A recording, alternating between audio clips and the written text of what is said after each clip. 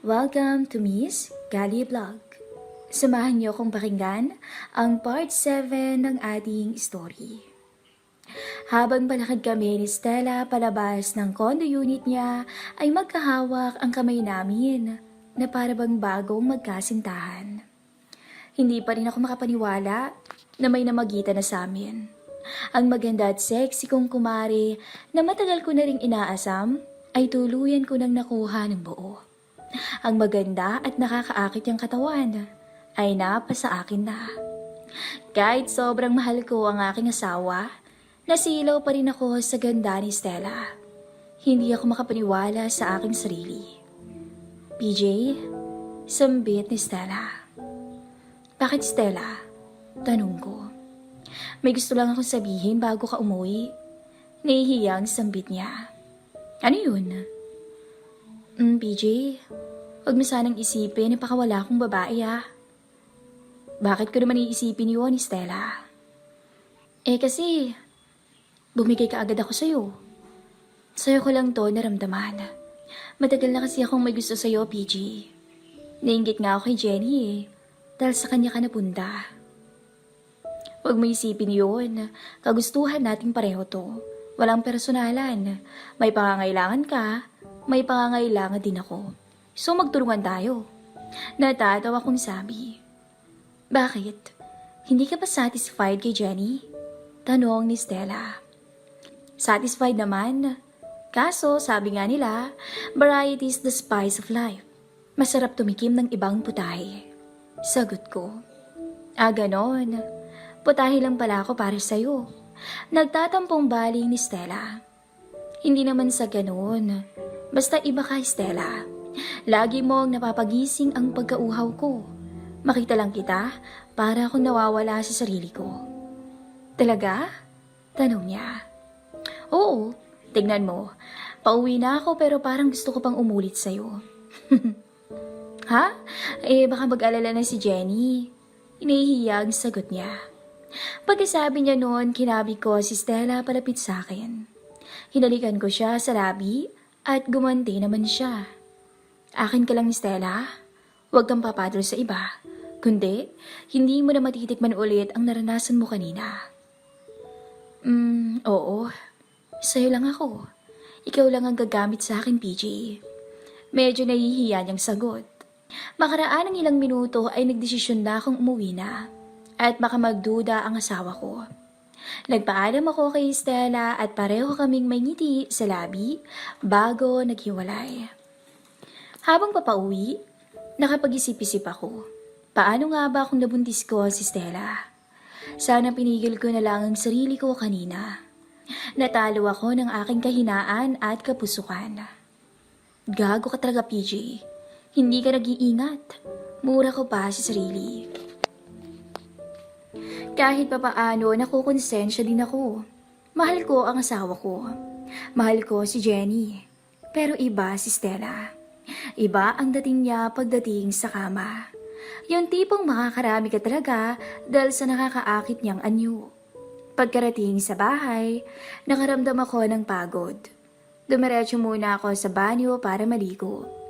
Pagkatapos, nagbihis ako ng pantulog. 9:00 pasado na pala kaya tumawag ako sa ospital kung saan naka-duty si Mrs. Jenny, please? Pati ko. Oling, nagawa mo na ba? Tanong ni Jenny. Oo, medyo natagalan nga ako Hindi ko alam kung ano bang problema ng computer ni Stella. Pagsisinungaling ko kay Mrs. Ganun ba? Tingin mo ba dapat na siyang bumili ng bago? Tanong pa ni Jenny. Okay pa naman yung kanya. Hindi ko lang alam kung anong sira noon. Dagdag ko pa.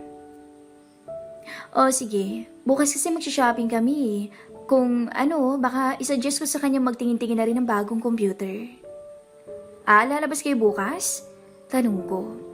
Oo, hindi ba nasabi sa'yo ni Stella? Susunduin niya ako sa bahay bukas ng hapon. Sagot ng asawa ko. Wala naman siyang nabanggit, Ling. Kailangan ko pa bang samahan kayo? Tanong ko pa. Hindi na, kahit kami na lang, Ling. Sambit ni Jenny. O sige, Ling, tulog muna ako Inaantok na kasi ako Paalam ko.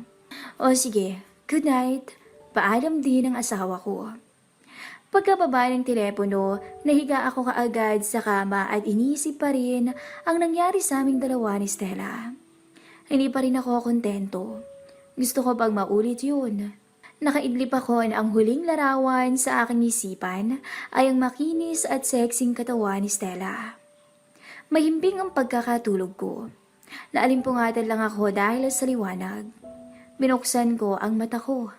Nakabukas ang ilaw ng kwarto. Nabigla ako sa aking nakagisingan. Si Stella at si Jenny ay nasa may paanan ng kama. Nakayuko lang si Stella habang si Jenny naman ay galit na galit ang mukha. "Walang hiya ka?" sigaw ni Jenny. Agad akong natakot at kinabahan.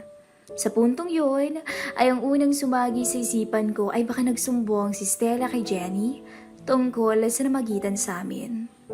Hindi ako nakapagsalita ng ilang segundo. Para akong nawala sa sarili dahil sa takot na nararamdaman.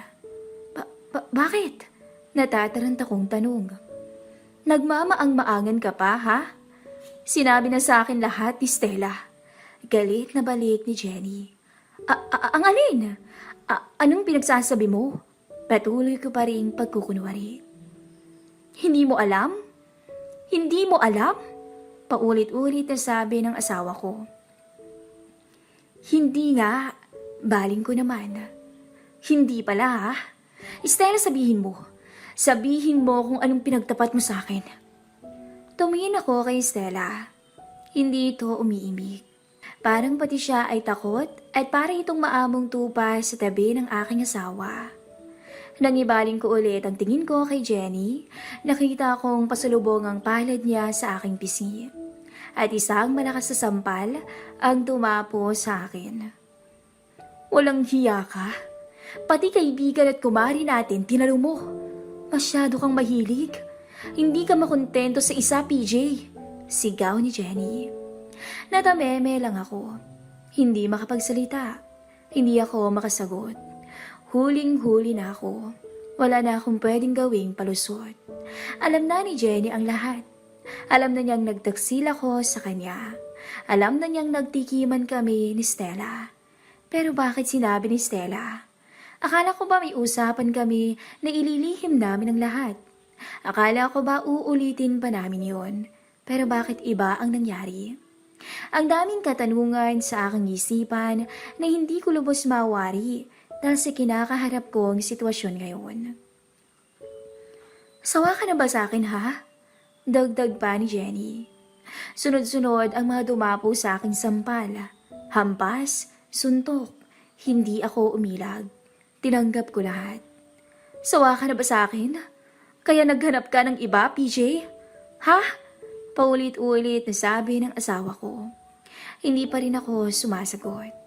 Bahagya akong napayuko. Hindi alintana ang mga dumadapo na sampales sa akin. "Bakit? Mas magaling ba siya sa akin? Sumagot ka!" Ani ni Jenny. "Jenny," may ina akong tugon. "Sumagot ka, PJ. Mas magaling ba sa akin si Stella? Mas nasarapan ka ba sa kanya?" Hindi pa rin ako sumagot dahil sa hiya ng aking ginawa. Pues, ayaw mong sumagot, ha?" Sabi ni Jenny sabay marahas na binaba ang aking short na kulang na lang ay mapunit.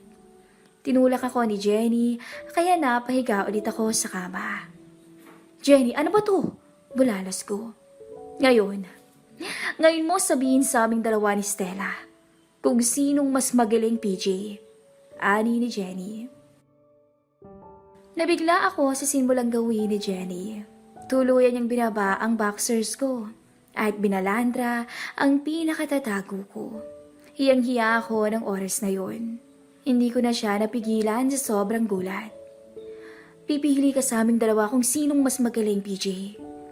Tila nababaliw na pananalita ni Jenny. "Stella, halika rito." Utos ng asawa ko sa kaibigan niya. Nakapatigin ako kay Stella. Hindi pa rin to tumitingin sa akin. Lumapit siya sa amin ni Jenny at pinapwesto siya ng aking misis sa gilid ng kama malapit sa akin. "Ayan, magpakasasa ka sa mister ko." Parang robot na tumalima naman si Stella. Umaplos ito sa aking abs pababa at saka yumuko. Napapikit na lang ako bigla sa ginawa ni Stella. Ling, tama na to. Nakuha ko na ang punto mo. Mahina akong sambit. Aba, ayaw mo ba nito? Kunwari ka pa eh. Ilang beses nga akong nagpakasawa nitong malanding to kanina. Tapos ngayon aayaw-ayaw ka? Galit na baling ni Jenny. Diyan ka lang. Huwag ka nga angal. Tuturuan ko kayong dalawa ng leksyon. Dagdag pa niya. Lumapit sa may punong katawan ko ang asawa ko. Hinagilap ang dulo ng aking t-shirt at kinalasto sa akin. Pagkatapos ay lumapit siya kay Stella. Siya naman ang sinimulang alisan ng suot. Una niyang tinanggal ang pantalon ni Stella. Hindi pumalag si Stella. Hinayaan niya lamang si Jenny. Pagkatapos ay ang t-shirt naman ni Stella ang inalis niya hanggang sa wala nang matira kahit panloob. Bumungad sa harapan namin ang magandang tanawin ni Stella. Ah, kaya naman pala eh. Ani ni Jenny. Jenny, anong gagawin mo? Kinakabahan ko ang tanong, pero hindi ako sinagot ni Jenny. Kaya naman pala atat ka dito sa kaibigan ko eh. Panalo naman palang katawan. Sabi ni Jenny sabay pumwesto sa likuran ni Stella. Ako naman ay nasa kama pa rin at nakatihaya si Stella sa gilid naman ng kama katabi ko. Sige Stella, gawin mo ang gusto mo sa asawa ko. Galingan mo ngayon at mukhang walang kagana-gana ang mister ko. Ani ni Jenny. Jenny, tama na to. Nagsisisi na ako. Sambit ko. Huwag ka nang magkunwari, PJ. Tingnan mo ang kaibigan ko. Ang sexy, no? Kaya siguro hindi mo napigilan ang sarili mo. Makinis at malusog ba? Eto ang mga gusto mo, hindi ba? Sabi ni Jenny, sabay haplo sa bewang ni Stella pataas na para bang pilit akong pinapasabik. Hindi ako makapaniwala sa tagpong yun. Hindi ako makapaniwala sa mga kinikilos at sinasabi ni Jenny. Hindi rin ako makapaniwala na hindi man lang tumutol si Stella. Hindi man lang to umiimik. Dahil sa inasal ni Jenny at Stella ay tuluyan na akong tinablan. Tuluyan akong nag-init. Nagulat na lang ako nang biglang sumampa sa akin si Stella. Marahan niya akong hinalikan. Kasabay noon ay muli niyang isinuko ang sarili sa akin sa harapan pa mismo ng aking asawa. Unti-unti nang umuga ang kama. Napapikit na lang ako sa nangyayari. Isang pigil na boses ang narinig ko mula kay Stella at napadingala to sa kisame sa tindi ng natamasa. Pagdilat ko ng mga mata ko, nasa tabi ko na si Jenny. Wala na ring suot. Bumulong sa akin si Mrs. Magaling ba siya, PJ? Mas magaling ba siya sa akin? Ulit ng asawa ko sabay halik sa puno ng tenga ko paibaba. Sa puntong yon, hindi ako nakasagot. Hinayaan ko silang dalawang gawin ang gusto nila sa akin. Hinayaan ko na ipakita nila sa akin kung sino ang mas magaling sa kanila pagdating sa kama. Tila isang kompetisyon ang nangyari, pero hindi pa rin ako makapaniwala. Totoo bang nangyayari ito? Baka sa mukha ni Stella at Jenny ang kabaliwan at aliw habang salitan sila sa aking ibabaw. Wala akong magawa kundi mahiga lang at hawakan ang kanilang bewang sa aking harapan. Walang humpay na nagpakasasa silang dalawa sa akin. Ubos na ubos ako ng oras na yun. Paulit-ulit at walang kapaguran ng dalawa. Pero isang bagay ang ikinagulat ko nang magdesisyon si Jenny ng isang bagay. PJ, kay Stella mo ibuhos lahat. Huwag sa akin. Siya ang buntisin mo. Pabulong sa akin ni Jenny. Wala akong nagawa kundi kumalas kay Mrs. at lumipat sa tabi ni Stella na tila narinig ang sinambit ni Jenny. Muli kong ibinukas ang mga binti ni Stella pero pinigilan niya ako. Alam kasi nito na lalong gugulo ang sitwasyon naming tatlo pag sinunod ko ang gusto ni Jenny. PJ, wag. Pakiusap ni Stella. Pero parang wala akong narinig ng sandaling yun. Ang tanging nasa isip ko lang ay sundin si Jenny sa takot. Para akong robot na ginawa ang utos ni Jenny. Halos maiyak si Stella nang muli ko siyang isandal sa kama at angkinin. At sa huling pagkakataon ay dahan-dahang umuga ang matibay na higaan. Saksi ang misis ko sa tagpong yun.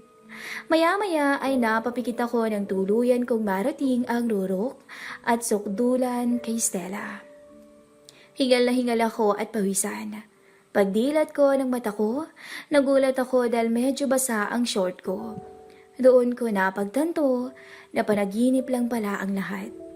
Nakahinga ako ng malalim. Gabi na nang dumating si Jenny. Marami siyang pinamili. Hay nakuling!